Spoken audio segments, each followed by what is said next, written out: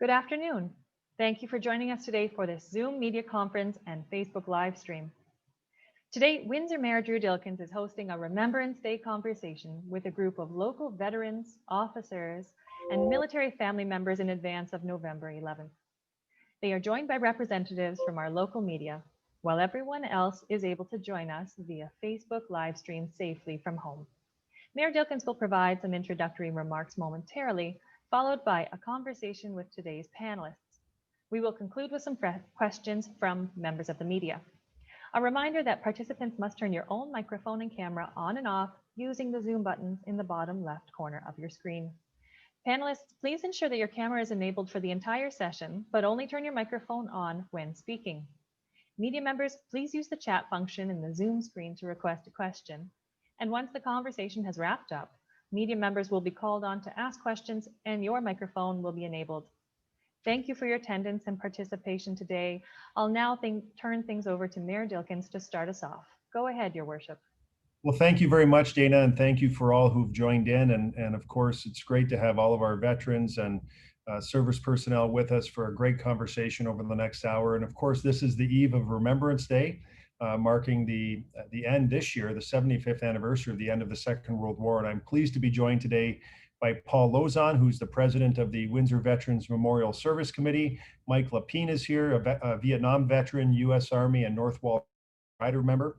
Mike Akpeta, Afghanistan war veteran. Of course, everyone knows Teresa Charbonneau, Silver Cross mother of the late Corporal Andrew Grennan. Lieutenant Colonel J.G. Prentice is here. He's the commanding officer of the Essex and Kent Scottish. Lieutenant Commander Darren Harnett is also here, commanding officer of the HMCS Hunter. Master Warrant Officer Matthew Wilson is here, and he's with the Windsor Regiment and also an Afghanistan veteran. And last but certainly not least, Master Corporal Hunter Kersey, who's with the Windsor Regiment and also an Afghan veteran. And I want to take a moment to thank each of you for accepting the invitation to join today's call.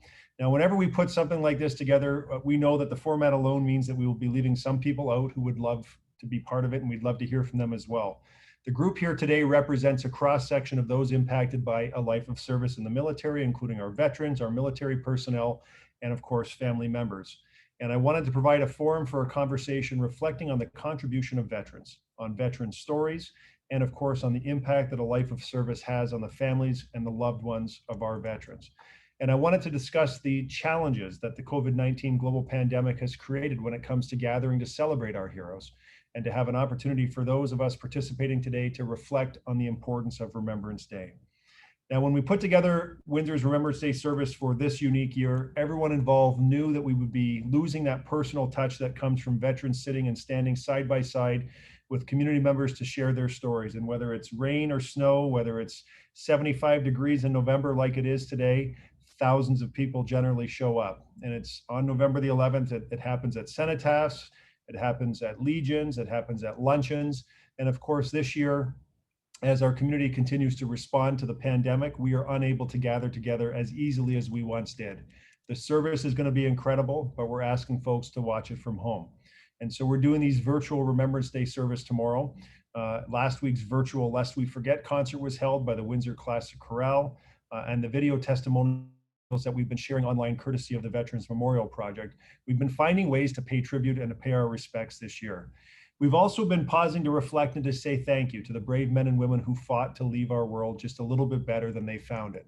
And we certainly appreciate them. We would not be here without them. And that's why this conversation is so important today. And that's why we're doing this conversation. We're recreating some of the connection that we usually feel at Remembrance Day events as a way of being together. But even when necessary, we can remain safely separated. And to that end, I'd like to welcome all of you for joining me today. Thank you very much. And rather than do formal introductions in a roundtable format, we'll just dive right into our talk, and you can provide some details on what brings you to this discussion as we go along. Now, I've often said, and I truly mean it from the bottom of my heart, that one of the greatest privileges that I have as the mayor of this great city is to honor our veterans, as well as the families and the loved ones every day, as we certainly show our unwavering support and our respect and our love for them and all they've done for our country, and of course, the endless gratitude to those who fight to protect it. We pay tribute to our military personnel who served during times of war and peace, commemorating all of those moments that they lay down their lives in the name of freedom. And I think in the city of Windsor, all of the different streets that we have throughout the city that help define some of the places and the spaces that remind us of our service and the service of all of our veterans: Vimy, Dieppe, Somme, Ypres, Lens, just to name a few. All of those battles form the chapters of our community's story. The First and Second World Wars, the Dieppe Raid, the Korean War, the war in Vietnam, the war in Afghanistan. And we honor our veterans with monuments and with memorials and services in our parks and along our waterfront, because there is no doubt that war touches us all. So to start off, I thought we could talk about the contributions of veterans to the community and the country and really the world, and maybe even by sharing a few stories of our veterans, their families, and their loved ones. And I'll ask Paul Lozon to start us off. Good afternoon, Paul. Good afternoon. Well, to begin with, Windsor Veterans Memorial Services Committee is designed and exists to support veterans and their families. And we've done so since 1926. And in 1926, way back when veterans were coming home from World War I, there were no resources available for them. There were no grave sites. There was nothing in place to help the veterans or their families. And so there were a couple of service people, Major Joe Brown and Clarence Foster. And what they did was they got together and they formed a group to try and help veterans and their loved ones. And that's existed all through. It's changed over the years. In 1933, they changed the name, and they were able to approach cemeteries and funeral homes and obtain burial plots for service members that can't afford, or their families that can't afford to bury them properly. So that continued on right through into World War II, and the name changed again, and it became, in 1963, we changed the name to the Windsor Veterans Memorial Services Committee. And we continue today to do funeral services for veterans, support for their family. We still have grave sites that we can offer for those that need them. We do a funeral service. We provide chairs, lifts, different things to veterans who need help physically. And so it continues today. And I'm very fortunate to be part of that. And I kind of feel like each and every day I walk among heroes, because we have a lot of veterans in our group. And because of my position, I've been able to meet and associate with a lot of veterans. And it's endless rewarding to be part of the Windsor Veterans Memorial Services Committee. Thank you very much, Paul, for sharing that. I wonder, Lieutenant Commander Harnett, if you could jump in and maybe talk a little bit about the contributions that the HMCS Hunter has made to the community over the course of many, many decades.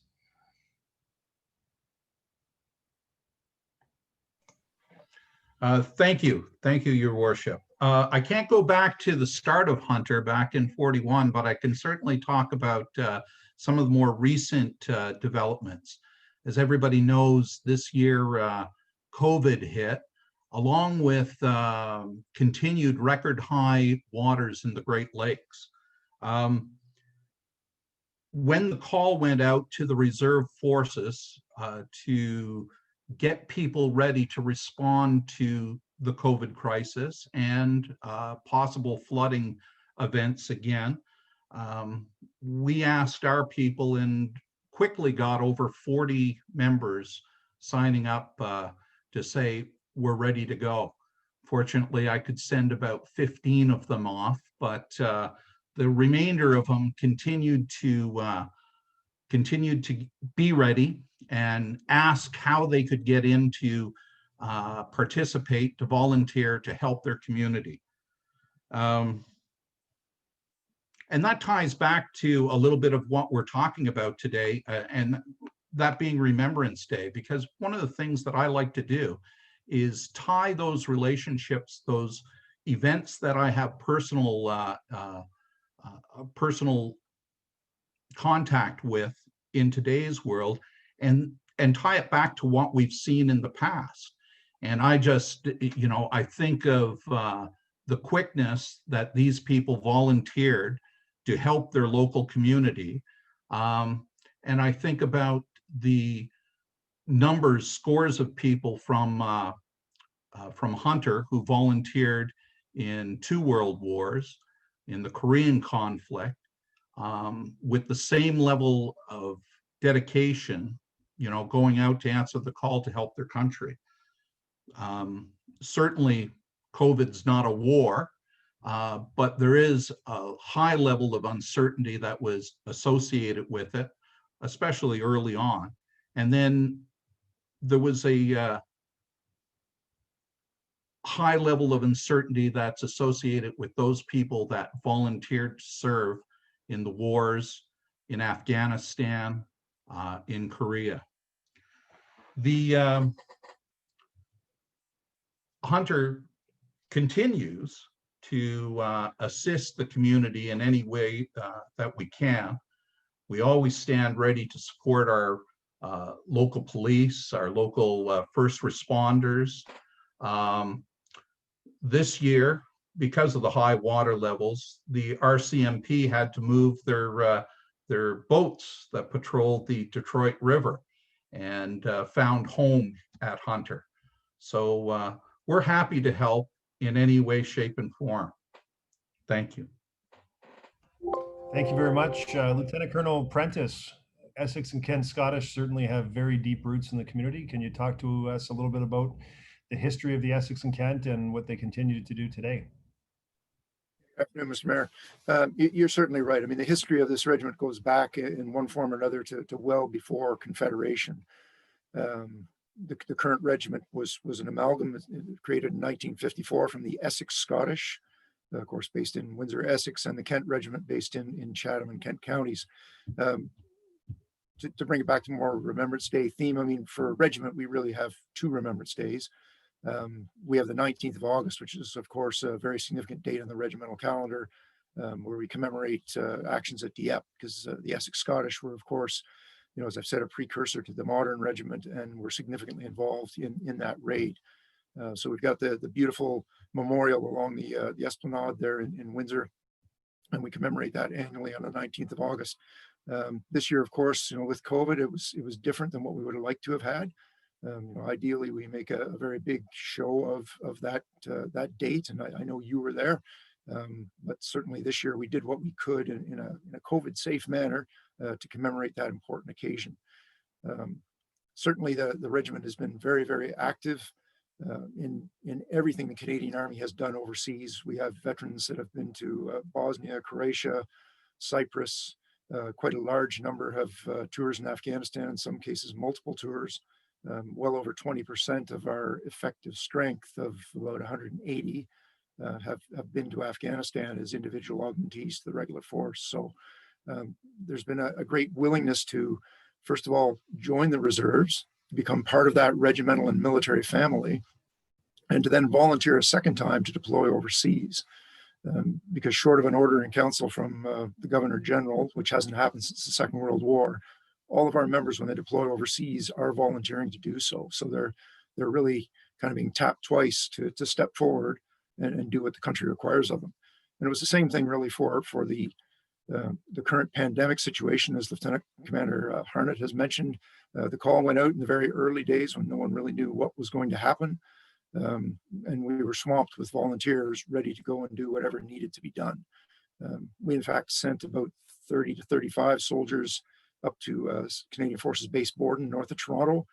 They were sequestered there for a period of weeks, just to make sure that they were not going to carry virus. And ultimately, they ended up moving into long-term care facilities and part of that response as things developed. So you never know what you're going to be called upon to do when you put on the uniform.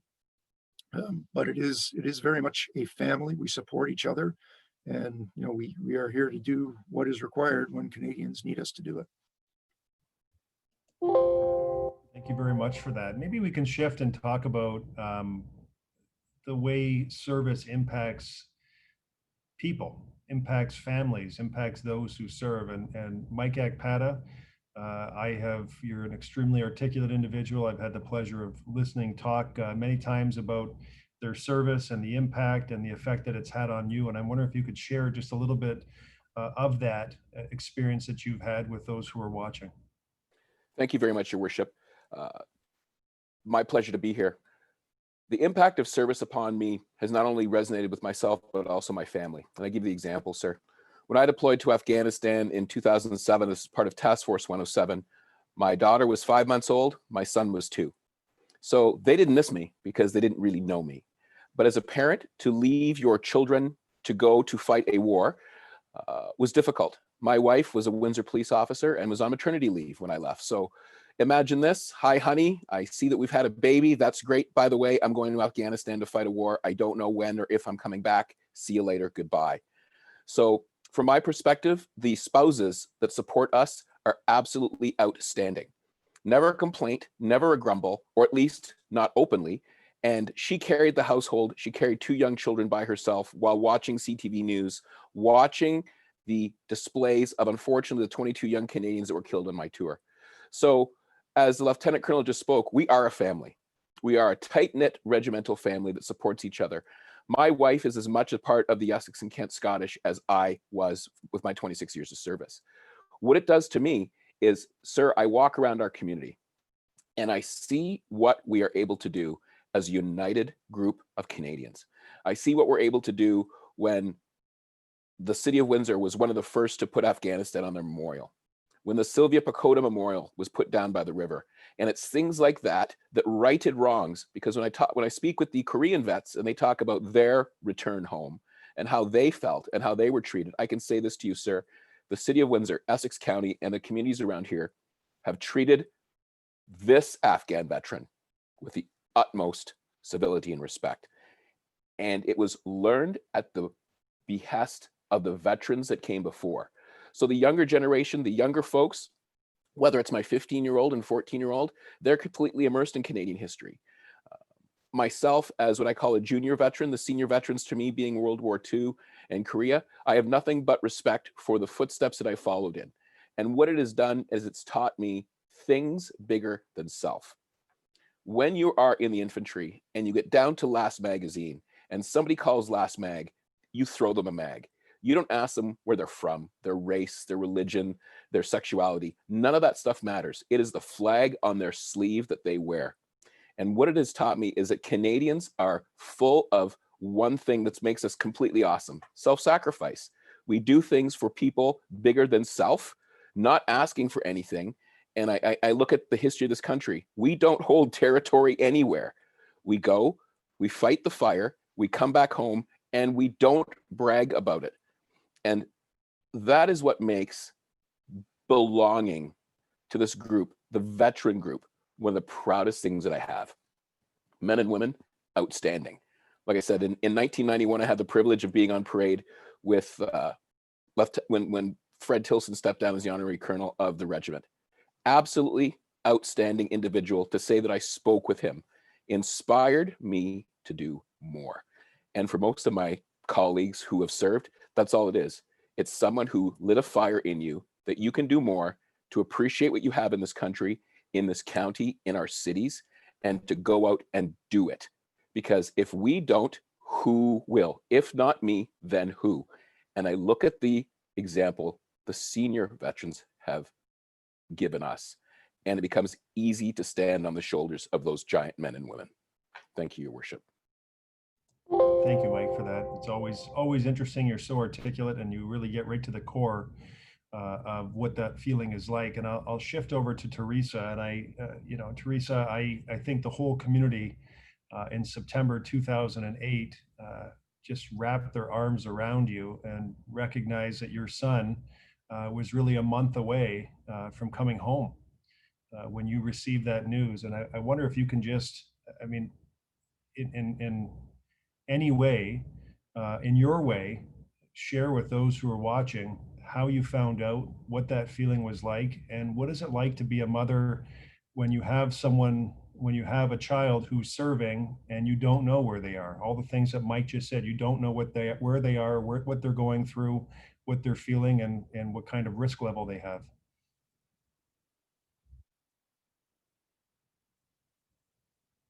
Oh, you're just on mute.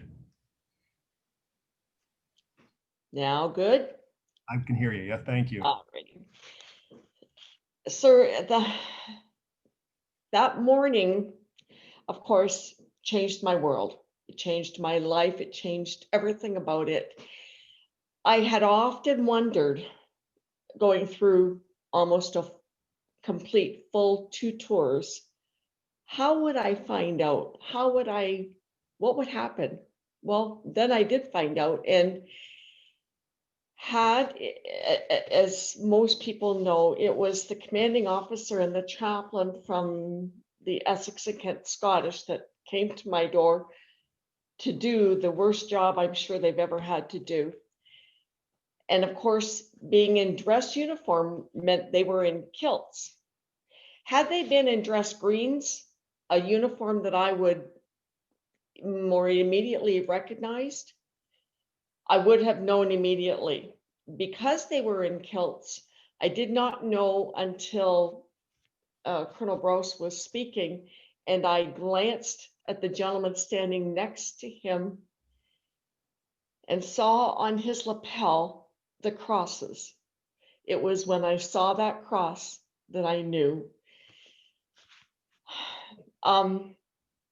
As I said, I'm sure that had to have been the most difficult job that they've ever had to do, and hopefully the most difficult job that they'll ever have to do. It truly is, to reverberate a bit of what Mike was saying, Windsor is a phenomenal community.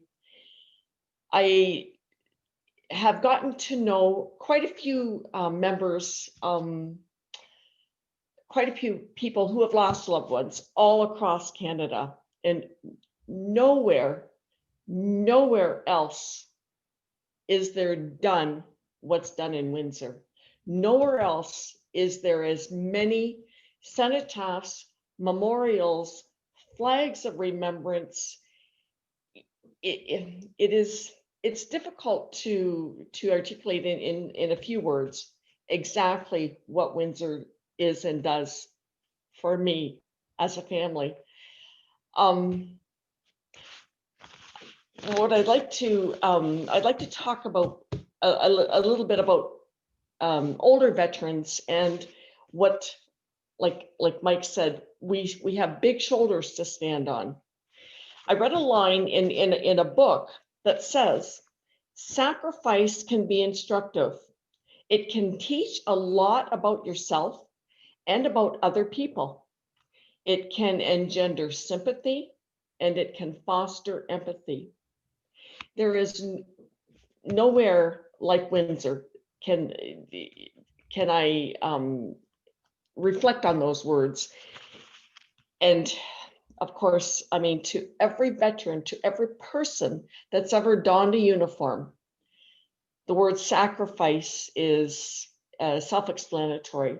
They have given some their all, they have given their lives, they have given some their legs, some their arms. It does teach us a lot about what we owe our freedom to. And if I can, I have to say, as the mother of a predeceased soldier and the mother of a presently serving soldier, I am so filled with pride to be part of this country. Canada is like no other. I don't know what else to say. Well said. I attend, as mayor, I attend so many of the veterans events, and I'm honored to do that, as I said. And you are at every one of those events as well, up at the podium. Where do you get the courage, or where do you draw your inspiration to go up and talk about the things that you talk about? Because every remark that you make is different. It hits a different tone every single time, but it's always perfect. And so where do you draw that inspiration to get up there and do that? And is it in some ways cathartic for you to be able to get up and talk to a crowd of folks like that? Sir, each and every time, each and everything I say, obviously, it does come from my heart. But in all honesty, I don't know where I would get the courage, the ability to do that without knowing and being endeared to as many of our community as makes themselves known to me. It is from them. It is from my family. It is from my faith that I get my strength. My words, each and every time I prepare to go to speak, I reflect and I think succinctly about what I'm going to say, but something always presents itself to me. And I think, okay, that is what this one will be based on. And again, I get my strength from you, sir, from Mike Akpata, from Hunter Kersey, from every person who's ever worn a pair of boots, every person who has ever served in any capacity. It is from you that I get my strength. Well, that's kind. As a parent, my kids are 19 and 16, and anyone who's a parent on this call or watching will understand this feeling. When your 19-year-old goes out with a group of friends and you and your wife go to bed, and you're waiting for the door to open just to know that they're safe when they come home. When you have a child who is away serving, is that the same feeling, that same sort of feeling, but the door just never opens, or is it a deeper feeling of concern that you have as a parent? It is exactly the same feeling. The only difference is when he's half a world away, the feeling is 24 hours a day, 7 days a week, not just Friday night or Saturday night. That's the only difference. If I may, a year and a half after Andrew died, when my younger son was 16, he traveled to Rome for World Youth Day. And I remember seeing him off at the bus, and all of a sudden a sinking feeling. Oh my God, he is going half a world away, which is where Andrew was when he died. And I was beside myself. I had a very hard time feeling that, accepting that. As would any parent. Completely understandable. Completely Exactly. understandable. Maybe I can switch to Mike Lapine. And Mike, as you get your mic on, you served in the Vietnam War, a war that ended in 1975. And again, you are a fellow with your entire group that is at every single ceremony in the city of Windsor recognizing the veterans. And I have heard you on many occasions get up, and there is something in you when you speak that is extremely passionate. I mean, that fire that you have to deliver some of the remarks really comes right from your core.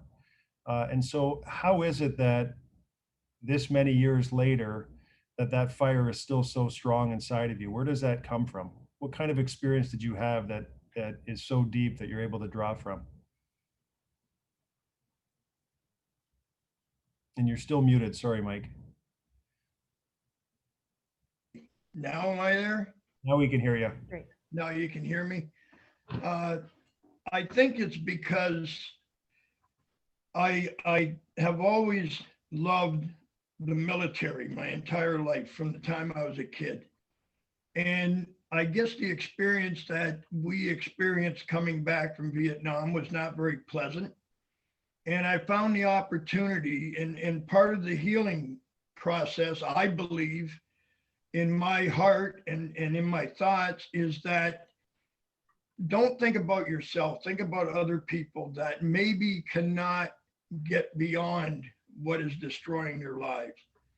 And to me, that is a goal that we have to continue. That is something that we have to continue to echo to all of our veterans, young and old, and unfortunately, our elderly veterans, I hate to say it, but we're at the verge of losing another era. And that's a sad situation, but we have to embrace the young generations of veterans and make sure that they understand how much we appreciate them doing what they do when they're called upon to perform. It's never an easy task. No one ever knows what the end results will be, whether you come back as a wounded individual, if you don't come back, or if you're damaged mentally. And all the above are horrific for the families that you belong to. So by doing a little bit that we're capable of doing, I think brings some kind of closure to the families when we do services, when we show our appreciation to the city of Windsor and this great nation called Canada by going to these memorials and by holding services and showing how much we really care. It's not just, oh, somebody told me that somebody cares. No, by being there, you're not just talking, you're showing it. And even if you don't speak, you're there, you're showing support. And Mike Atpata and I have had several conversations. He's such an inspiration to me and Teresa Charbonneau, Hunter Kersey, yourself, all the military people that I've had the honor of having conversations or sitting down with over a coffee or even over a cold one. You never know, but it's always heartfelt, and I always keep my ears open because I feel that every day that you can learn means that you're accomplishing something, and that's what matters to me, and that's why I keep doing what I do, and I always will. And the people around me are the inspiration that continues to allow me to feel the way that I do, and I appreciate that. The Windsor Veterans Memorial Service Committee are like a family. The Canadian Vietnam Vets Memorial Service Committee are like a family. The North Wall, the city of Windsor in general, because they're so compassionate, and our riverfront is just filled with memories, and that means a lot. And I think that shows what the people of Windsor and their leadership are all about. And I really appreciate having the opportunity to speak. And I'm sure there's people that have much more to say than what I've said, but I thank you, Your Majesty, for allowing me to do this. Well, you've just elevated me to be I know. I always kind of make a mistake, but I mean it in a good way. I've always wanted to hear You're way that. up there now. Listen, I know we're joking here, but one of the things that caught my attention when you first started talking was you mentioned what it was like when you came back. It wasn't easy. And maybe you could just describe what it was like for you. What was the city like? How did people accept you when you came back? Was it easy to find work? Were you dealing with your own mental issues, just trying to get back to normal life as opposed to war life? What was it like for you, that experience? In 1969, when I returned to my hometown in Nashua, New Hampshire, people had a very dislike and a bad taste about Vietnam. And unfortunately, instead of taking that kind of hatred towards the commander-in-chief or whoever sent us there, I don't know the politics, to be honest with you, of why we were there. All I know is that we lost the respect somehow as soldiers, and we got labeled as people that we weren't. So when I returned, to be honest with you, I never told anybody that I was a veteran. My family were the only ones that knew, and work was not in abundance. And actually, your resume with Vietnam in it meant very, very little. However, in saying that, it was another learning lesson for everyone. Not just the hurt that we had, but we overcame it, and we managed to finally become recognized in the early 70s, won our case in Congress.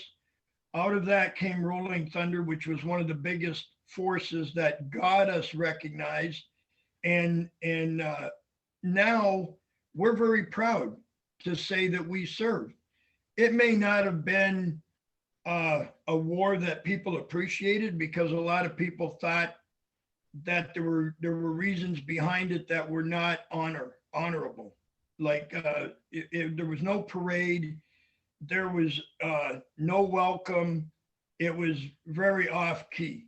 And like I say, Vietnam vets, it took a long time. And actually, to be honest with you, the Korean vets had a very similar situation. I mean, they didn't have a parade when they came home, but every war, every arena has a different flavor to it. And, you know, the Korean veterans came back, there was no parade. World War II and World War I, which were the wars that were supposed to end at all. And those men and women deserved what they got, but they came home more as a whole. So they still had a camaraderie. They were well respected, and rightfully so. But from that stage on, it seemed like the people took a different look at what war was and how they felt about it.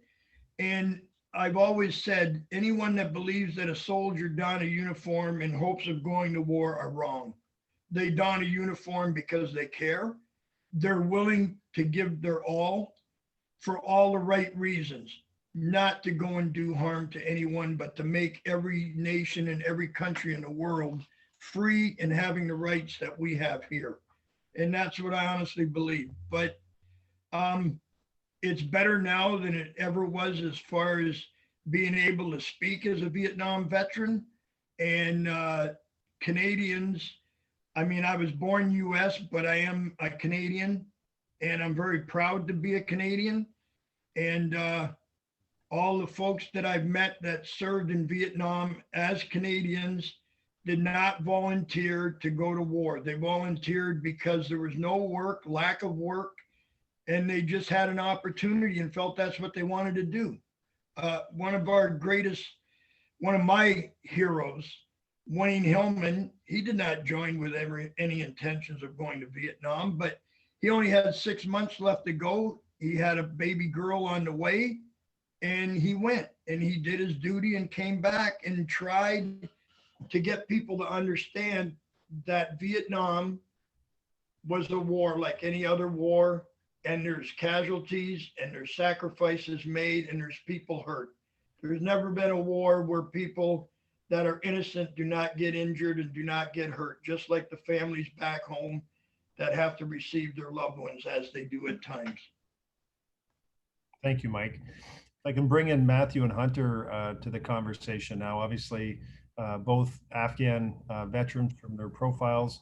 And I'm wondering if you can just describe to those who are watching, what is it like?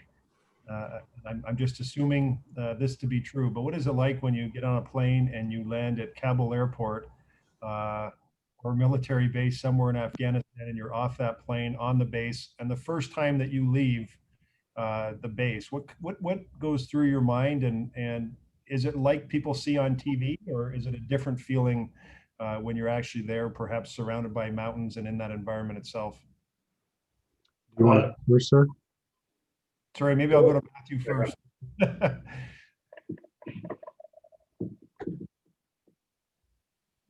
Okay, I guess I'll take this one for now. So yeah, we on the way there, you kind of land at like this secret, not so secret base that's outside of the country, and you get issued your weapons and your body armor and all those pieces that you couldn't bring on a civilian plane over, or on the regular kind of aircraft over. That stuff that stays in theater. So then you get issued all that, and then from there you get onto a Herc, and you fly with that over into Kandahar Airfield. And a Herc is pretty cramped. So you're there stuck in all your gear for a couple hours as you go in, do some evasive maneuvers, and then you land at Kandahar Airfield. And the first thing you notice, well, I noticed because I landed 3 August 2006. was the heat. Coming from Windsor, you're used to a certain amount of heat, and you're used to a certain amount of moisture from our area. And there's an extreme dry heat, like opening up an oven, that just blasts you in the face as soon as you get out there. And so that's definitely the first thing you notice. And then yeah, your first time out the wire, there's a level of fear, obviously, right? Soldiers aren't immune to fear. We just are trained to suppress it, and so trained to operate while under fear. So there's a lot of apprehension and fear as you go out the door, and then your training kind of kicks in, and you just do what you're supposed to do. And it's amazing to see how, when you look at it later on, when you look back on it, it's amazing to see how all that training we've been doing over the years has been for this moment, and has been so that we can do our jobs correctly, no matter what is going on in the back of our heads or what's going on in our hearts. Hunter? Well, thank you, Mr. Mayor. And I'll be remiss to say that while I've been sitting here, I've just had a flood of emotions listening to everybody talk, and all those that are on the panel today, I have a great respect for, and it's been a pleasure. And I do thank you for the continued work that you do within the community to keep the veteran memory alive and to teach the next generation as to what's coming. So in regards to my experience, I believe that all soldiers would be telling a fallacy if they said that they weren't scared. Fear is definitely something that we experience as soldiers, and it's something that we learn to become comfortable with. And I remember one of the last things my father said to me before I deployed was, always remember that fear is your friend. Do not lose your fear of fear. So I kept that in the back of my mind as I was going through different training exercises, flights, and operations. But when I first landed off the plane into Kandahar, Afghanistan, there was a little part of me that said, what did I get myself into? However, there was another part of me that said, this is what I've trained for my entire life. So there's a dichotomy there where it's the experience that as a soldier, you've always wanted. You wanted to have your time to be able to exercise your skills, to do what you were trained for. But there's also that fear when you look around your troop, your squadron, your platoon, you look around and we all think, which one of us is not coming back? Who's not coming back from this operation? Who's not coming back from this tour? Again, that will creep to the back of our minds, and we, over time, we just accept it and we carry on and we execute our duties as ordered by the Crown. But inside, we all make a promise to ourselves that should something happen to me or happen to the person that's standing next to me, we're going to do what we can for that person now in theater. We're going to do what we can for that person when they get home. And should they fall, we're going to make sure that they're taken care of. So that's something that I've seen a lot of members here on the panel hold true to throughout the years. And whether it's receiving veterans into the city of Windsor once they come home, supporting them in transition, or supporting the families of the fallen, I do concur with what was said earlier. And the community that we have here in Windsor is like none other that you'll find anywhere else. So when you come home after a tour of duty in a place like Afghanistan, do you feel like the community is there, that you have the supports to not get back on your feet, because you were probably never off your feet, but to resume sort of normal life and not military life when you land back in Canada? Are those supports there for you? I think in hindsight, within my experience, there's an outpouring of support when you come home, and it's the thing to do, and we all receive and support each other, and we make sure that every little bit of a person's life that may have been out of step while they were gone is taken care of. So some of that extends to home care, yard care, taking care of things like that you may not have the time to. But there are quite a few organizations here in the city of Windsor that will make sure that whether a veteran needs it or not, they will inquire as to, do you need employment support? Do you need assistance with this? Do you need assistance with some other facet of your life? Sometimes it may be very overt if it's noticeable that somebody needs the help, but sometimes it's covert. And those covert offerings of support, they can extend for a period of time. But one thing that I've noticed here in the city of Windsor is that everybody monitors each other. So we have a buddy system.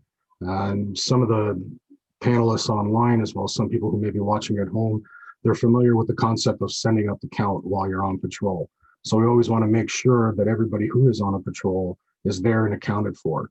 So periodically, what you'll find is that the support system we have here in Windsor, there's a constant buddy check system where we're always looking out for each other, and we have to inquire to see where somebody may need some support. That's great. Mike Akpata, when you look back, when you go to veteran ceremonies and you look out in the audience and you see folks like Ralph Mayville and some of the other folks, I know Ralph is deceased, but some of the other folks who are of that age group that served, and you reflect on what they had to go through in terms of where we're at today with technology and advancements in technology, does it cause you to have a deeper appreciation for the things they had to go through in the battlefield, as opposed to, and not to diminish what you guys have gone through in any way, but do you look back and think how hard it must have been without some of the more modern tools? 100%, Your Worship. Ironically, you bring up Ralph Mabel, and I'll use this as an example. He sat in the box during the Memorial Cup, and I was involved in that, and he got to meet my children.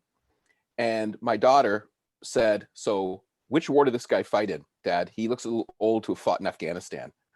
And I explained to her that Mr. Mayville fought with one of the premier regiments, one of the premier organizations, and actually was on the cutting edge of special service. And my daughter looked at this older gentleman in his 90s and just shook her head in this sort of childlike disbelief and said, "Are you kidding me?" I go, "He jumped out of a plane for his birthday and wouldn't put his American jump wings up until he felt that he earned them." And it's things like that. So you talk about technology. I had it easy in Afghanistan. You know, we get there, you get a phone card, you get 30 minutes every month or so. You're allowed to make a phone call when you come back to the shack, when you come back onto base. I had a sat phone in my car, in my RG31. Heaven forbid I use it to call home. You know, time's passed, so D&D is not going to get me for the phone bill. But at least our kit, our uniforms, our equipment, I can only imagine what it'd be like slogging through Italy in wool, wearing puttees, tight boots. We had Gore-Tex, we had foot inserts, we had all kinds of things to enhance our warfighting experience that those men and women didn't have. I can only imagine how long it took a letter from Ralph to get home, to let people know he was okay. I had the internet. So, as you said, Your Worship, the experience of rounds down range, camaraderie, the good sergeant, bad sergeant, map reading, all that stuff is the same. We had it de facto easier. There was a Tim Hortons on CAF. When we would come back into CAF, I could get a Timmy's, I could get a coffee that reminded me of home. I could listen to the radio that played on the boardwalk, which was, my tour was East Coast men and women. So it was a Halifax radio station. I had the taste of home. Those senior veterans, Korea, Second World War, were in it to win it. They were there till it was done. A letter, a parcel could mean the complete difference. I had the luxury of TV, satellite. When we came back to a fob, or when we had the time, I could sit and I could watch a football game, which took your mind away from what was going on for a few minutes. But at the end of the day, Your Worship, if I was to sit and talk to Ralph Mayville about something as simple as mark your sights, look to the front, you're on fire picket, you're on the OP, our experience in Her Majesty's Armed Forces is exactly the same. And again, that goes back to why I respect those men and women so much. They did not have some of the technology. They had high tech for 1942. That high tech wouldn't hold a candle in 2007, and I was there. But they did it, and they did it without complaining, and they did it with such strength, and they did it because it was the right thing to do. And they have taught us, all of us young veterans, the way of service and sacrifice above self, right? And you could not have brought up a better example of a gentleman who was decent, who was engaging with young people, and who exemplified the Canadian soldier ethos. He was kind, he was quiet, he was soft-spoken. But when you looked in that gentleman's eyes, and I heard him talking about his first parachute jump going out the door, he was 19 again. And we instantly connected on some of the stories that I had the privilege of sharing with that gentleman. We had it easier because of technology, but it's all the same. You're, as Hunter said, you're cold or you're hot. You're scared, you're by yourself, you wonder what's going on at home. You put all that stuff in the back of your mind and you look to your buddy who's in the same boat that you're in, and you smile knowing that this is my new best friend in the world sitting beside me, who would give up his or her life to protect me, and vice versa. And that's what unites all veterans together, that two-person in a foxhole. And I call it platonic love for each other. I can't think of any other way to describe it. That is your fire team partner is the closest person to you in the world at that moment. And they are the person that you care about more than self, and vice versa. And I think that's universal through everybody who's soldiered. But like I said, Gore-Tex rain gear or woolen pants, your worship, I'll take Gore-Tex rain gear any day. Well, thanks, Mike, for sharing that. We've got a couple minutes left. And I was just hoping to go around and ask each of you just to share your individual reflections on the importance of Remembrance Day, what it means to you personally. And you don't have to be long, just again, a couple minutes left. I'll start with Teresa. You're in the top left of my screen. I'm good, right? Yes. Yeah, okay, all right. Remembrance Day does not get any easier. I think sometimes in some ways it gets harder each year, but that I get to share it with the people that I share it with, that I get to witness the remembrances, the camaraderie, the sense of self-sacrifice when I look into a veteran's eyes, be it a modern day vet, or be it a World War II vet. There is nothing like it. And at a Remembrance Day ceremony, be it 20 people as we hope there will be tomorrow, or be 2,000 people as there have been in the past, you see it in everybody's eyes. And I have no doubt that tomorrow, November the 11th at 11 a.m. in this city, there will be 2 minutes of silence almost everywhere. Agreed. Lieutenant Commander Harnett. Yeah, I think a lot of people said a lot of great things here, and it makes me reflect back to the one thing that I really appreciate, and it's when people leave to go to war. There is a level of uncertainty. There is a great amount of fear, yet they do it. And that overcoming those aspects is courage. And that's what I've been reflecting upon this year, especially with COVID out there, with all that uncertainty. Although we're knowing more, we're getting better. It makes me think about our first responders, our healthcare professionals, all of those people. I know this is Remembrance Day, and I know this is a special place to remember those who participated in those wars that we've mentioned, and the courage that they've shown.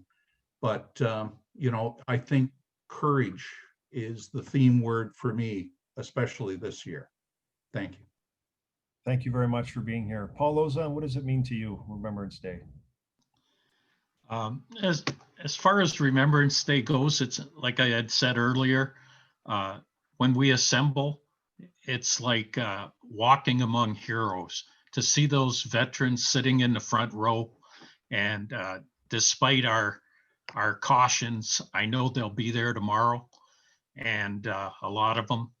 And it's just a lot for me is overwhelming. I'm not a veteran, but I owe my freedoms to every one of those veterans. And today I received a call from Victoria School, and the teachers were telling me how they were disappointed, and the kids were disappointed that they couldn't take part this year in the service. And they had created a huge wreath, and they asked me to stop by and pick it up. and put it at the cenotaph. So I did that this afternoon. So that'll be displayed as well. So those things, like it's bigger than all of us, Remembrance Day. And it's huge, and the love is strong. And I think it's going to be a great day. It's the 75th anniversary. I wish we could do more. We could have more people out there. We'll still have the flyover and all the things we do normally. We'll just cut it a bit short and hope that everybody stays safe. Thank you very much. Matthew? Yeah, I'd like to bring it back to what I've been talking about or pretty much my answer to this question has been the same for the last 15 years or so. And that's Remembrance Day. We talk a lot about those who didn't come back. We talk a lot about, lest we forget those who have passed. But I like to shift the focus as well onto, there's a lot of guys who came back, a lot of girls who came back from these conflicts with visible and not so visible injuries. And I don't think we talk enough about those individuals and their families, because that conflict impacted them just as much, and for long periods of time just as much, because of those lingering scars, both physical and invisible. So I like to talk about that every time when we're talking about Remembrance Day, so that those people are remembered as well. Thank you for mentioning that. Lieutenant Colonel Prentice. Yeah, I think for me, I tend to think more about those shoulders that we're standing on, think about the past and the hardships that have been endured. In particular, I think of my grandfather, who was a First War veteran, came back wounded. And you talk about a leap into the unknown, back in 1915 to enlist in the Army, and what were you getting yourself into?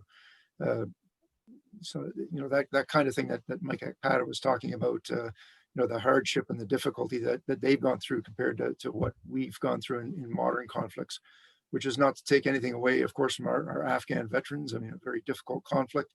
But there is that level of connectedness, even so when you're deployed, that previous generations didn't enjoy. Hunter, thank you very much, Lieutenant Colonel. So I suppose that I had the very fortunate luxury as a young man to be able to come to know so many Boer War, World War I, and World War II veterans, whether they lived at a nursing home or care facilities, or even by themselves as my neighbors and as members of my community and my church. I learned a tremendous amount of lessons on life from people who had gone before at a very young age. And every year, as I look around, it gets less and less and less. And then I realize one day, all the old guys will be gone. And it is up to us to carry on their legacy and tell their stories. So every single story that has been shared with me as a young man and in the state that I'm in today, I feel as though for me, it's a duty to make sure that the next generation knows of their stories. They know of the sacrifice. And one day, all of us on the call, we will be those old veterans that are set in front of the cenotaph. And at that time, the generations that come after us, I think we have a duty to them to prepare them for what they may face, whatever that may be. Mike Lapine. Yes, Your Worship, I'm back here. Remembrance Day, I think for a lot of us, especially the people that you have on this great panel, Remembrance Day is every day. But in saying that, November the 11th is the day that the entire community, the entire country, and I think the world focuses on the things that we honor our veterans for, and that's for our freedom and our rights. And that's something, it's also an opportunity, because when you see the school kids that show up and the little notes they make and how impressed they are, it's educating them and it's helping us to prove that we will never forget, and we will always honor those that are on those monuments and what they mean and what they meant to their families. So as I said, this year kind of hurts because we haven't been able to do schools like we normally would, because it's always an honor and a privilege to meet young people, because they just amaze me with some of their questions, and they're full of energy, and they want to know. They want to know, what did Grandpa do? What did my dad do if he was involved in any war, or was wearing a uniform, and why? So I think it's a great day for everybody to remember, and to always thank a vet every time you see one, because they deserve all the appreciation anybody can show them. So thank you very much for having me on. Well said, Mike. Thank you. Mike Ekpata. Your worship, I guess I sum it up like this. Proud to be Canadian, proud to have contributed, proud to be a member of the panel. I'm looking at the dates of some of the losses of my colleagues from my tour. Every day is Remembrance Day. But on November 11th, it justifies the decisions that we made to do the right thing for our country, our families, and our people.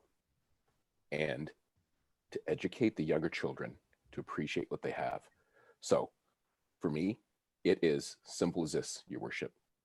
Proud to be Canadian, proud to have contributed, and proud and somewhat disappointed to not march down the street of my community and say, thank you. Well, thank you very much, Mike, and thank you to all the panelists. And as you know, Mike expressed his disappointment. This year is going to be a little bit different because of the COVID-19 pandemic. And so the ceremony tomorrow will be happening on 11/11 at 11 a.m. At the Cenotaph in the city of Windsor. It will be televised online. It will be on social media. It will be on your TV, on Kojiko. And we're asking, unless you actually have a role to play in this ceremony, that you choose to view this from home or online, just to keep you and the veterans who will be there safe. It's a difficult time. It's a time we haven't really had to deal with this for about 100 years. And so we're dealing with it today. None of us on this call or anyone watching has lived through a pandemic like this before. So we're doing what we've been doing for the better part of 8 months, is adjusting and adapting. And tomorrow we will do that as well, but that should in no way signal to anyone that that is a diminishment or some lesser amount of service or recognition that we will give tomorrow to the veterans who have brought us to where we are today and give us the standard of living and the privileges that we have as Canadians today. And Matthew, you talked, your last summation talked about I think you actually said, the scars that are visible and sometimes not so visible. And so tomorrow I very much look forward to sharing a poem that I've wrote. My only remarks will be the poem that I wrote, a new poem from last year. It's titled Scars of War. And I am not a veteran. I have a grandfather who had military service. And there's an interesting story behind all of that, and it led to my namesake.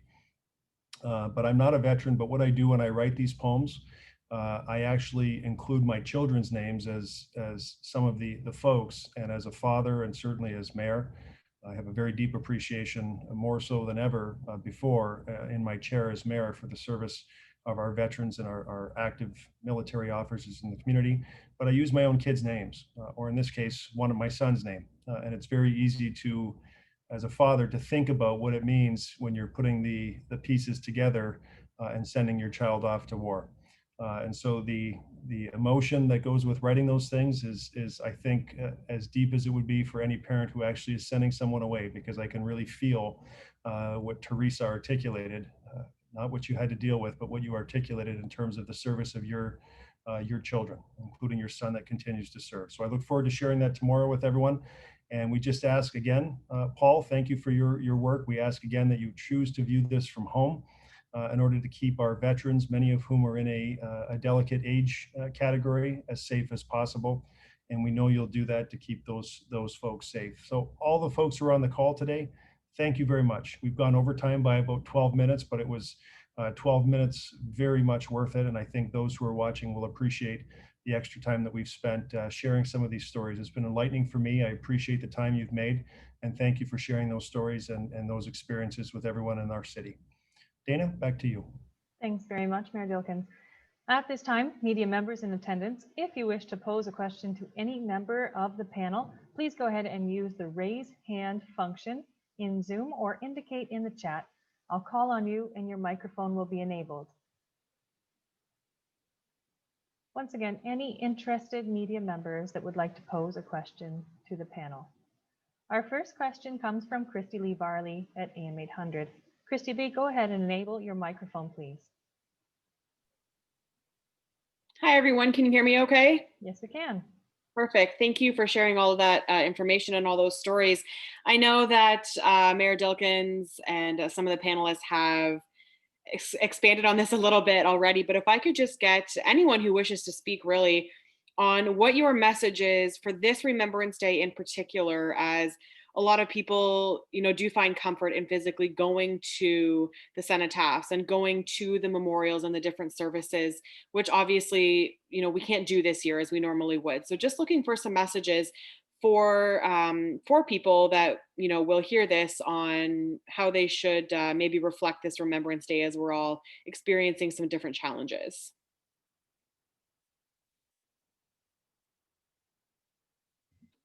Yeah, I'll comment on that. I think a message I would like to send out is that tomorrow at 11 o'clock, bow your head and have 2 minutes of silence and say a prayer and a thanks to all the people that are being remembered on that day. We know why you can't attend, but it doesn't mean you can't have those people in your hearts and do your own service at home. And like I say, just say a prayer and a thank you, and that will be a blessing. Thank you. Thanks, Mike. Would anyone else like to comment to Christy Lee's question? If I could, it's Teresa. Please just remember that even though we are not there in a big congregation, that by no means limits the amount of service, of remembrance and gratitude that you can display wherever you are, whoever you're with. Take that 2 minutes of silence and remember and reflect. That's the best you can do. Thank you, Teresa.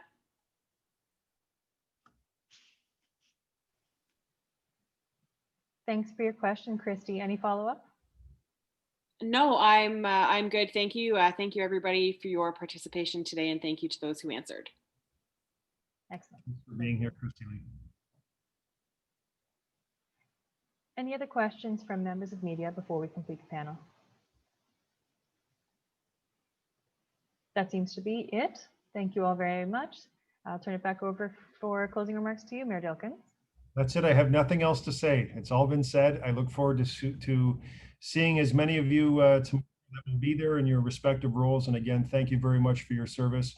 We honor our veterans on November the 11th and every day. Thanks for being here.